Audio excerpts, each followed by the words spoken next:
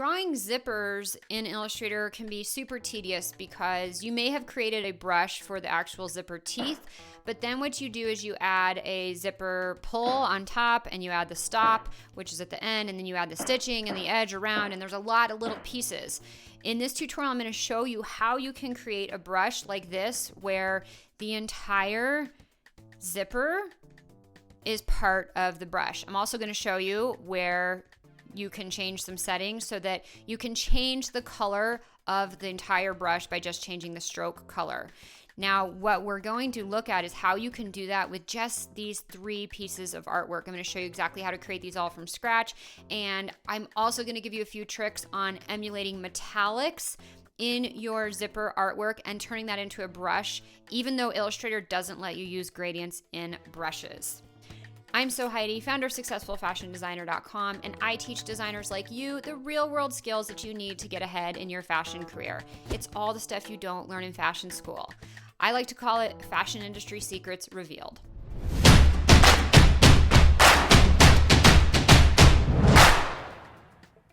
Now, before we dive into the video, make sure to download and grab my free trim library, which is linked on the video right now or below in the description. It gives you all these trims in 5 different finishes, including all these zipper pulls that you don't have to draw from scratch. So you can use any of these in the tutorial demo that we are going through instead of manually drawing this tedious artwork from scratch.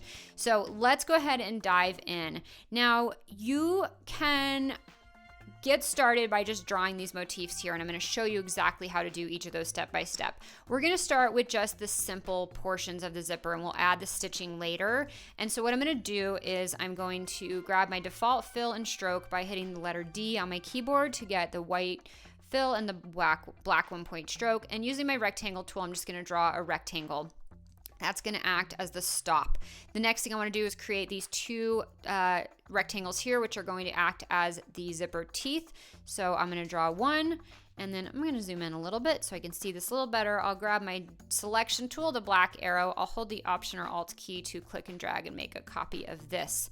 And that looks pretty good there. And then I want my zipper pull right here. So I'm going to drag and drop this up instead of drawing it again manually. Again, just holding the Option or Alt key to make a copy as I click and drag. So once I have these 3 things done, I essentially have all the parts for my zipper to get started, of course, without the stitching. And the way we want to think about creating brushes in Illustrator is we have 1 tile for the end of the brush. We have 1 tile for the middle of the brush, which Illustrator actually refers to the side.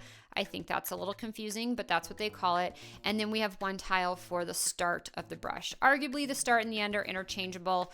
I'll show you those settings within the brush panel when we get in there right about now. So we've created our 3 different elements, and I'm just going to go ahead and group these because it'll just make things a little easier down the line.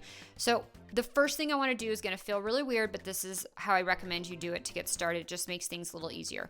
I'm going to drag and drop this into the swatches panel. Now, yes, I know we're not making a pattern swatch, but this is how we're going to start. If you don't have any of these panels open that you see on my screen, they're always available under Window, and you can grab the panel that you need. All right, so next, let's take our teeth and drag and drop them into a swatch, and take our pull and drag and drop it over into that. Now I want to deselect everything on my artboard, and I want to click the option for new brush at the bottom of my brushes panel. I specifically want to choose a pattern brush. I choose OK, and from here, this is where we're going to choose the swatch tiles that we defined over in the swatch panel. Now we have a couple more settings that we can define. We have outer corners and inner corners. Now for a zipper, we don't have corners because zippers don't have corners, but that's kind of a thing for a whole nother tutorial, how to create corners for your brushes, which you can do. In this tutorial, we're going to focus on the 3 tiles that we need. So this is the side tile, which is what repeats in the middle of the brush. And so for that one, we want to choose our teeth right here that we defined. So we're starting to get a nice preview. And then we've got our end tile. And depending on the direction that you drew your brush, you might need to switch the end tile with the start tile, meaning the zipper stop and the zipper pull. We're just going to want to watch the preview and make sure things go the right direction. Now I can tell from the preview it is a little small, but I can tell this is going the wrong direction. So I know that I actually want that tile to be the zipper stop, and this tile here to be the zipper pull. So start and stop are arguably interchangeable. We just want to make sure the directionality of the pull is going the right direction. Once we're done with that, let's just go ahead and click OK, and let's see what we get. So I'm going to grab my pen tool or whatever tool you want to draw with, and we will draw a straight path, and then I will apply the brush. Now it looks okay, but we have one problem. The biggest one being that the teeth do not go far enough under the zipper pull, which is not the result that we want because this is unrealistic. And so I want to show you, one, how to make the teeth go all the way underneath, and then I also want to show you how to add a gradient. And then we're going to adjust the color. I know we're going to do a lot in this tutorial, but it's all really powerful tools that Illustrator has available at your fingertips, but a lot of designers don't know this stuff. So let's do one thing at a time. Let's first fix the teeth to go all the way underneath the pull. So the way I'm going to do this is I'm first going to start by dropping some guides. So with my rulers on, if your rulers are not showing, Command or Control R will show them. And I'm just going to hover over this top sort of bar where I see the numbers. And I'm going to click and drag to pull a ruler down. I'm going to click and drag to pull another ruler down. And so these are just going to be my guides as I create the edges of the repeat tile to tell Illustrator where I want the repeat of the teeth to start and stop. And so this is what I mean by that. We're going to start with a rectangle. I specifically want it to have no stroke and no fill. This is one of the attributes that it has to have to tell Illustrator how to use this, how to seam up the edges of the brush. And so with my guides, I'm going to use them as a reference point. And I do have my smart guides on, so make sure you have these on while you're doing this. Otherwise, it's going to be useless having these guides as reference. So I'm going to make sure I drop this directly on the guide, and so on and so forth on the bottom and top guide.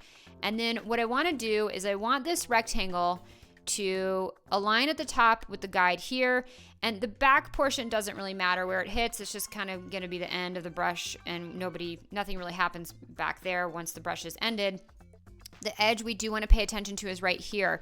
And so we want this to line up with the edge of the black line so that that's going to say this is where the edge of the teeth actually start. Now you can draw another rectangle using the guides. I actually prefer to copy this rectangle over holding the Option or Alt key to use an identical one over here just in case this wasn't quite aligned. And from here I'm then going to drag this into the edge of the black and the edge of the black here, and so that this defines, and I want to make sure this is exactly on the edge, so I might have to zoom in a little bit.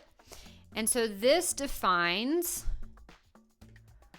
where the edge of the teeth line up. Now both of those were working fine in our demo, but we do want to add this because we want to make sure that each piece of the brush has the same rectangle that's ultimately going to define where the pattern tiles line up. It'll help keep everything aligned once we do the last one, which is going to be the zipper pull. Now this is specifically where we are going to want to pay a little more attention. I never want to change the height of this because I want all three of them to be the exact same. What I want to do is change the width. Now wherever I drop the width is going to be where the teeth will continue to repeat, and then they'll stop right here. Now, I don't want them to stop right there. I actually want them to stop right about here, which would be reality. So this invisible rectangle, which has no stroke and no fill, is what's going to define where the edge of these three tiles ultimately line up. Now, these rectangles, as I said, need to have no stroke and no fill, but they also have to have one other attribute for this to work correctly and for Illustrator to know that that is what's defining the edge of the repeat within the tile. We want them to be in the very back of the artwork. So we're going to come up to Object, Arrange, Send to Back. If you don't do this, it will not work. I can't tell you how many times I've helped people troubleshoot this exact error. So make sure you do that.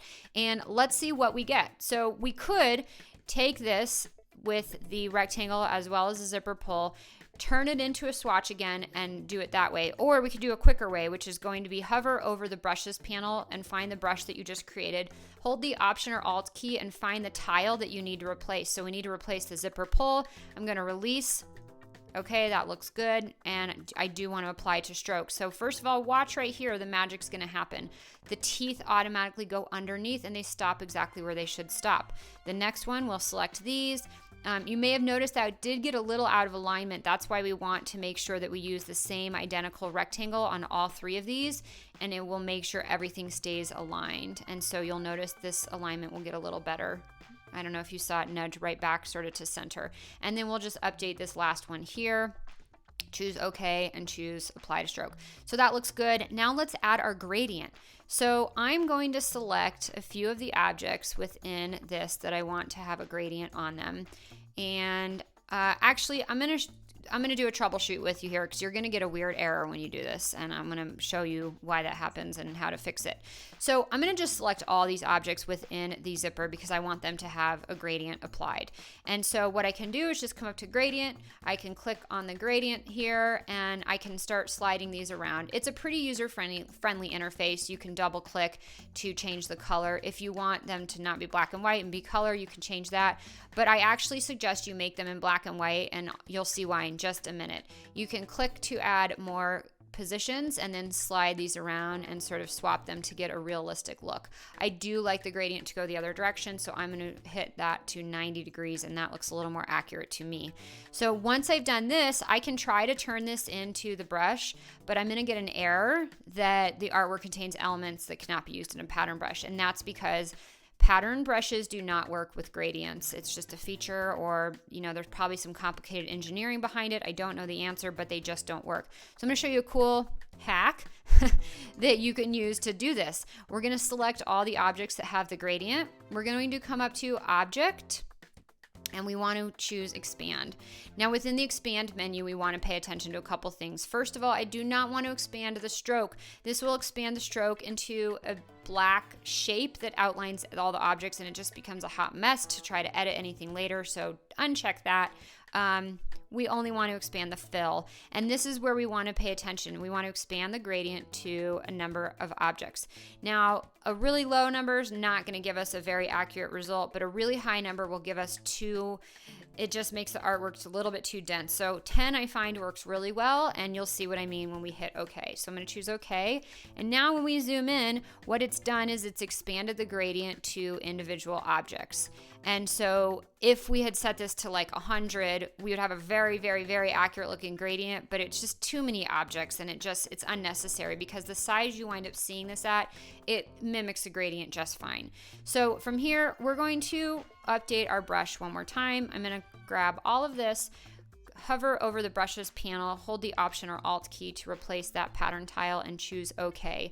Now we'll apply to strokes, and this is where we get a weird result. I can't figure it out. I do believe it's a bug. I've restarted Illustrator and tried multiple times, but when we have an object that has a clipping path, a compound path where there's one object cut out of another, the gradient bleeds out of that, and I really can't figure out a workaround. I do think this is a weird bug. So what we want to do is we want to not put a gradient on anything that has a compound path, again, where there's a path sort of cut out of the other path. So what I'm going to do is I'm just going to delete all of that, and we will make a compound path back out of this, and then we can, let's just fill the color, and then I'll show you how to fix it. So we'll just give it a mid-gray, and then I'm going to grab my shape builder tool, Shift M, hover over this middle part, hold the Option or Alt key to subtract that object, and now we're back to a nice compound path. So this, we're just going to go with a mid-gray color because we got that weird result, and again, I think it's a bug. So that's going to fix that, but I didn't want you to fight through that, so I know it took an extra minute, but that helps you troubleshoot if you're getting a weird error as well. So let's just keep replacing all of these objects here. And we now have a nice gradient zipper as a brush. That looks great. So let's do a couple other things. One, let's change the stroke color, let's change the settings so that we can control the color by just changing the stroke. I'm going to double click into this pattern brush, and since I've got a gradient and I have multiple shades of gray, again, I told you we should build this with gray because this is how you're going to maximize the flexibility of the way the artwork is controlled. You're going to want to change your colorization to tints and shades, and then The key color I don't really like to be black. I like it to be one of the middle grays. So you can grab this eyedropper and just sort of click and drag until you get one of the mid grays. I wish they let you zoom in here. It's a little tight to see anything, but you kind of just have to click and drag till you get the right one. Once that's done, you'll notice this now looks really black, and that's because the color of the brush is now defined by the stroke color. So the cool thing, we can change this to any color, and all those shades of gray update accordingly. So if we have like a brass zipper, you know, we can emulate that accordingly, and it's really, really simple to control all those tones of gray by just changing the stroke color. So very, very powerful trick there. So the last thing that we're going to do is add our stitching, and we do need to be accurate with this because we do need to make sure that this lines up with this, lines up with this, so that when we put this all together, the stitching and the seam lines all add up accordingly. So we're going to drop 2 more guides to make sure that this is super, super accurate. And I'm just going to do this, and now we're going to use those as reference to draw all of the stitching for our brush. So let's go ahead and grab our pen tool. That's how I find it the easiest to draw. And I'm going to give myself a black stroke, and I don't want any fill color. And so the first thing I want to draw, I want to make sure that it intersects with the edge of this repeat here. And this is going to be the edge of the zipper. Okay, and so this is sort of what defines, as you see here, the edge of the zipper, right? As opposed to the stitching. So we'll do that one, and then we'll come over here and we will do this one here. And again, I want to make sure this is aligned on the guide as well as it butts up against the edges of that tile that we're using for the repeat. And I already can see that I didn't get it here. So you can do this a couple ways. I'm going to use my direct selection tool. I'm going to select all these 2 and then hold the shift key and select these 2, and then I can align. You can use the direct selection tool to align individual anchor points. And so we'll just go ahead and do that for 1, 2, 3, 4, those anchor points. Again, I'm using specifically the direct selection tool to do that. Now let's move over. I'll grab my pen tool again, and we want to create the same thing over here. Now again, I don't need this to come all the way down to the full length of the zipper pull. I just need it to go down to the edge of that tile that's defining the edge of the repeat. Okay, so we're using smart guides as well as the guides as well as this bounding box as a reference for where to drop all these anchor points. So that's going to define the edge, and then the last thing we want to do is define the stitching. So we will do that by coming over to our stroke panel, choosing a dashed line, and again dropping this right here.